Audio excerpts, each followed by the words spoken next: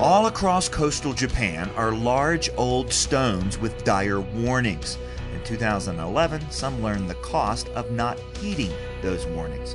For the Colson Center, I'm John Stonestreet. This is Breakpoint. Remember the calamity of the Great Tsunamis. Do not build any homes below this point. Those words are inscribed on what are appropriately called Tsunami Stones. These are markers left by previous generations in Japan that warn future generations of difficult lessons learned. After decades with no tsunamis, especially given new technologies like better seawalls and flood-proof construction, these kinds of warnings are increasingly seen as relics from the past, not so much wisdom from the past.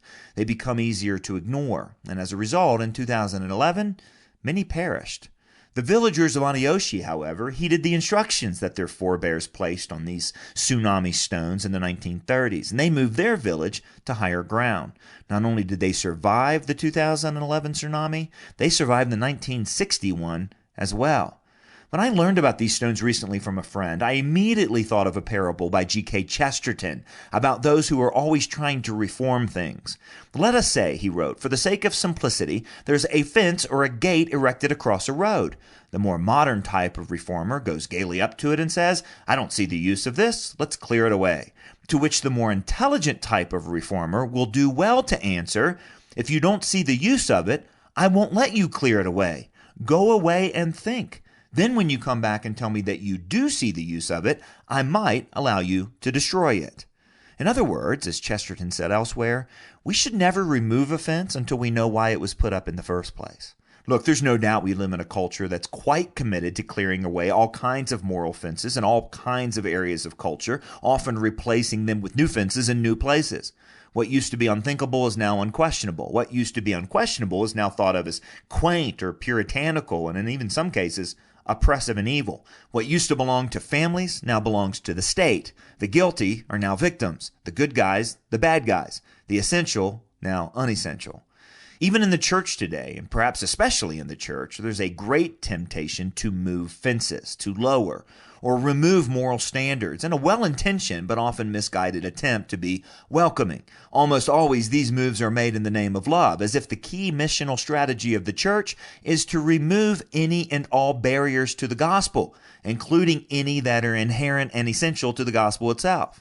Often the tsunami stones of moral truth, which the church has embraced and taught faithfully for some 2,000 years, are seen as obstacles to progress. The first and greatest commandment to love God, at least as we've long understood it, seems to be in conflict with the second one of loving neighbor. Truth and love are seen as increasingly incompatible in our fog of secularism and moral relativism. Believing the truth about human sexuality, which went unquestioned in Christian history until yesterday, is considered unloving. And speaking that truth, well, that's just downright cruel. But of course, this just gets it exactly backwards. What's cruel, if moral realities really do exist, and if we really do live in a world that's designed and not accidental, is removing fences and ignoring stones. It's cruel to tell someone who's not okay that they are. It's not only possible to be loving and to tell the truth, it's in fact impossible to be loving without telling the truth.